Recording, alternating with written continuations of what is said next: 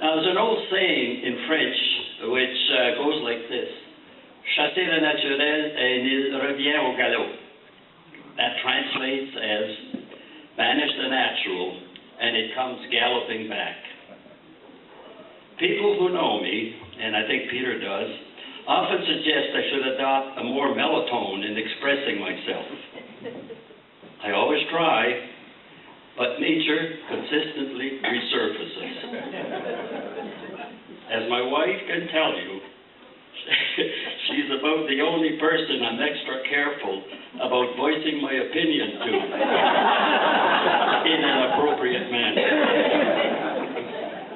So you may get the idea tonight that I'm challenging you as pro-lifers with a talk I've entitled A Pro Life Manifesto. However, when fighting the good fight, we pro-lifers need provocation at times to remain relevant and effective. With its 1969 decision to liberalize abortion, the Canadian government has put the official stamp of approval on mass murder. Since then, the battle lines have been drawn. We pro-lifers have become the bad guys, pro-choicers the good guys. We are engaged, willy-nilly, in a life and death struggle against satanic agents. What I'll offer tonight is a very broad overview of what the movement stands presently, where the movement stands presently, and the factors that enhance or impede our relevance or effectiveness. First off, what must be the actual goal of the movement, aside from saving babies and protecting pregnant mothers? It is to expose the pro-choice movement and the radical feminists that micromanage it. It is to reveal their dirty little secrets and shine the light of truth on their horrifying agenda and lay bare their demonic ideology that makes them want to kill innocent little babies with a passionate zeal. To do that, we must boldly teach the truth in precise terms and even with harsh imagery. Imagine it.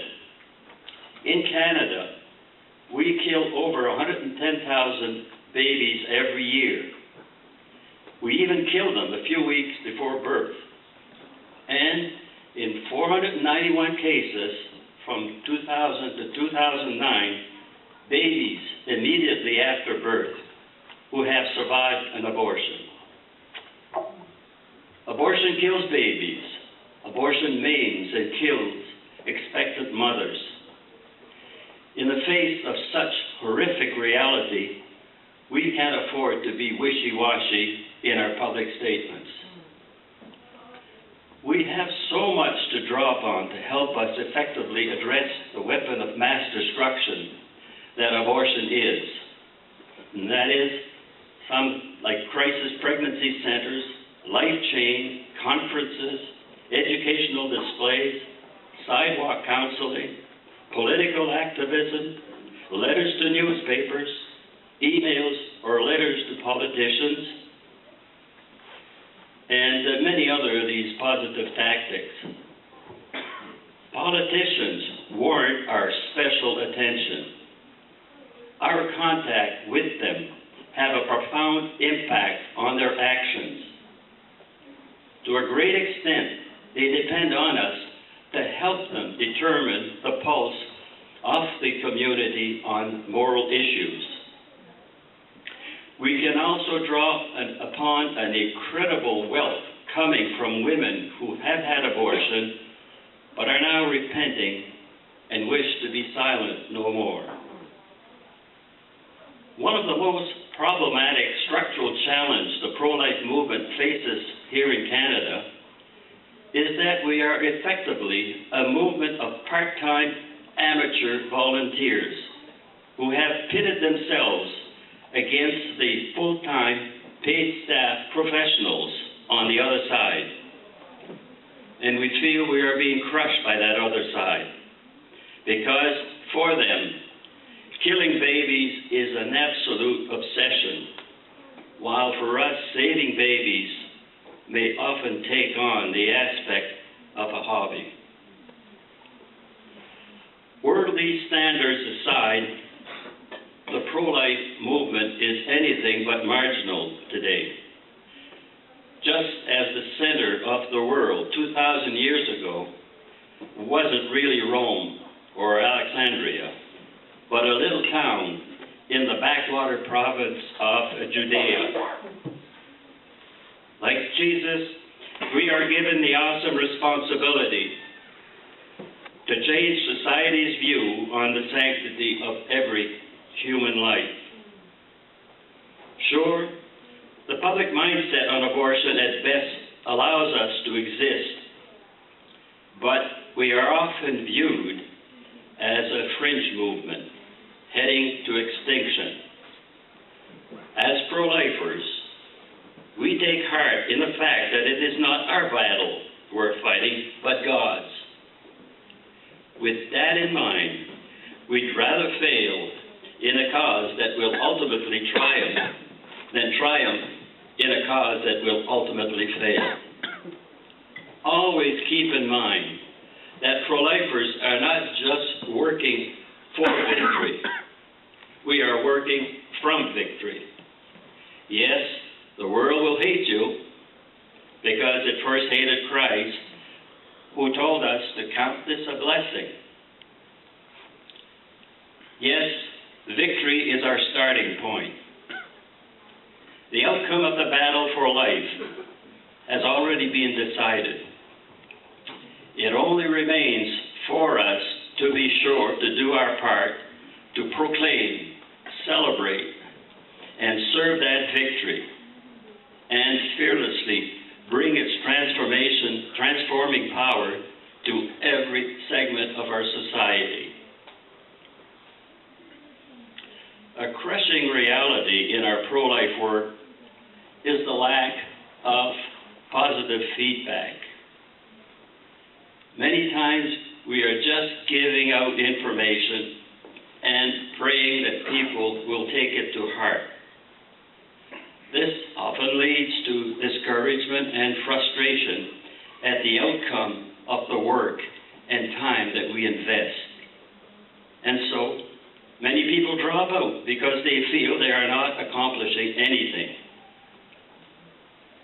We really need to trust God to be in charge of the results and know that our work is changing lives, whether we see it that way or not.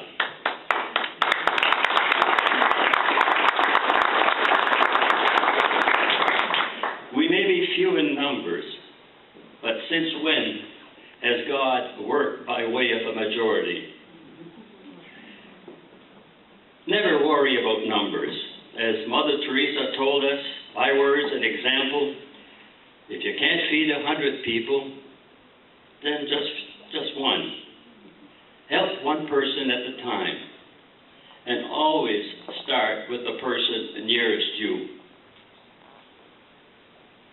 Clearly, it is galling to Canadian abortion defenders that after 44 years of virtually unlimited abortion and 44 years of owing the title constitutional right, and after 40 years of abortion support from the most elite segments of society, we in the pro-life movement will not call a wrong a right.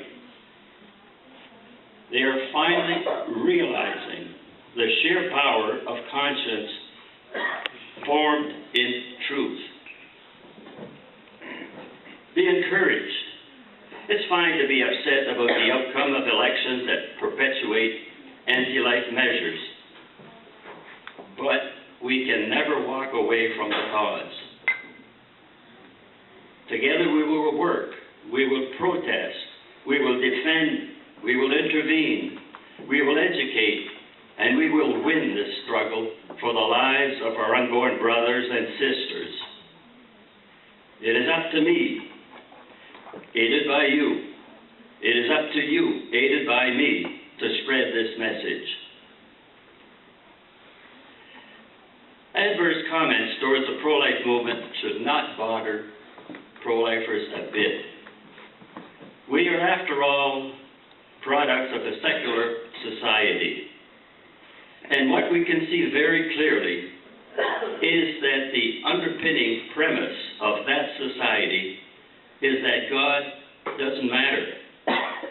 Our culture flows from that thinking, which explains how human rights can be taken away, not just for unborn children, but also the elderly. Pro-lifers should remember how the abolitionists felt in the mid-19th century when their vehement opposition to slavery was for a very long time met with discouraging indifference or scorn. As Gandhi told his Indian countrymen fighting against colonialism, quote, "First they ignore you, then they ridicule you, then they fight you, and then you win." End of quote. Think of persecution not necessarily as a sign of ineffectiveness. On the contrary, it may well be a sign of effectiveness. Discouragement over an apparent lack of results leads us to think our commitment won't have any effect. If that's the case, it is because too many keep saying the same thing. As the maxim goes, light your own candle, or you can continue to curse the stupid darkness. Never underestimate what you do as a pro-lifer. Our actions touch other lives and move other hearts in ways we can never fully understand in this world. Why will we win in the end? In the words of the Holocaust historian Elie Wiesel, quote, "We remember the killers. We remember the victims. There may be times when we are powerless to prevent injustice, but there must never be a time when we fail to protest." End of quotations. And that's why pro-lifers like us will win in the end. We can't ever give up or give in. Why would so many Canadians opt to be pro-choice? That's a good question. The reason is simple. It is that people find it so much easier to be pro-abortion because they think they're running with the tide. Pro-lifers cannot work under the misconstrued concept that to be successful, you must be popular. If we truly care about life, we must make a, we must make a lifetime commitment to the millions of additional babies that we want born. The pro-life movement will only succeed to the degree that pro-lifers are willing to inconvenience themselves. Doing pro-life work is not a hobby or extracurricular activity. It flows from our very humanity. It's everybody's responsible to work for life. How we do it can differ, but no one should feel indifferent about it. The most important element in pro-life work is to have the courage of our convictions. Pro-lifers should know their conviction and why they have them. We all have a choice to make in our own lives. Either be silent and not be criticized by others, or be convinced enough to be pro-life in every aspect of our lives, even when it's inconvenient, especially when it's inconvenient, and risk the temporary criticism or persecution. If you do act, If you get involved, then and only then can you proudly say, I am a pro-lifer. Do not be afraid. Our fears of being different, of being isolated, of losing friends, is one of the greatest weapons abortion supporters wield. Take it out of their hands by being forthright in your support of human life. In this struggle to defend human life, those on the front lines need convention, not just opinions. And they have to be willing to pay the price for those convictions, not just in terms of moral support, but for those with the means in terms of meaningful financial contributions. One of the realities which the pro-life movement must never lose sight of is the absolute necessity that it not be seen as the preserve of some Catholic or fundamentalist elite. It needs many people of every persuasion to work effectively. Sticks in a bundle are unbreakable. Sticks alone can be broken by a child.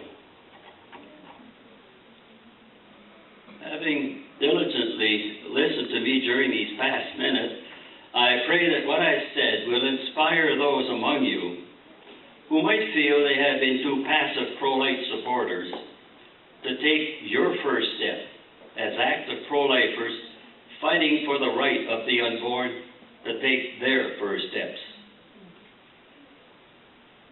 The realistic view of where the pro-life movement finds itself today is that it maintains a somewhat precarious position. It seems to many that the forces of evil have the upper hand for the foreseeable future. And it very well will, if society's prevailing attitude of apathy and moral indifference continues to imprison society's will to fight for what is right. Pro-lifers are the only ones who stand in the way of this happening. May God pour His blessing on the pro-life movement and provide abundantly for that special person and to provide for the spiritual and financial needs of that special person who keeps it alive in our province. Thank you, and God bless you.